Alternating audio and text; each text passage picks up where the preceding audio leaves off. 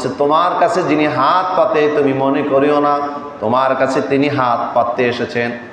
তোমার কাছে চাওয়ার আগে তিনি আল্লাহ রাব্বুল আলামিনের কাছে চেয়েছেন, আল্লাহ পাক তোমার কাছে পাঠিয়েছেন মাধ্যম করে। বলুন সুবহানাল্লাহ।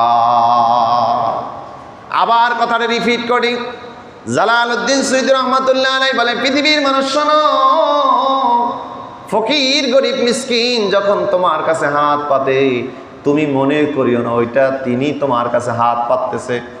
তোমার কাছে হাত পাতার আগে, তোমার কাছে বলার আগে তিনি আল্লাহর কাছে বলেছেন তার রিজিক তোমার পকেটে আছে বিদায় আল্লাহ রাব্বুল আলামিন তোমার কাছে পাঠিয়েছেন।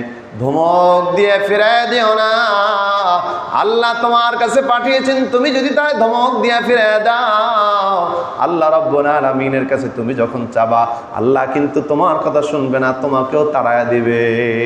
সুবহানাল্লাহ। আপনি কথাটা বুঝতে পারছেন? কথাটা কত গভীর, যে আমার কাছে আসার আগে আল্লাহর কাছে বলছে, হয়তো হাত পাইতে বলুক না পাইতে বলুক, যেমনে বলে আল্লাহর কাছে বলছে, আল্লাহ আমার কাছে পাঠাইছে, আমি যদি তার ধমক দিয়া মলিন মুখে ফিরাইয়া দেয় আল্লাহর কাছে আপনি যখন চাবেন আল্লাহ পাক আপনাকে ফিরিয়ে দিতে পারে কি পারে না? বুঝে নিয়েন।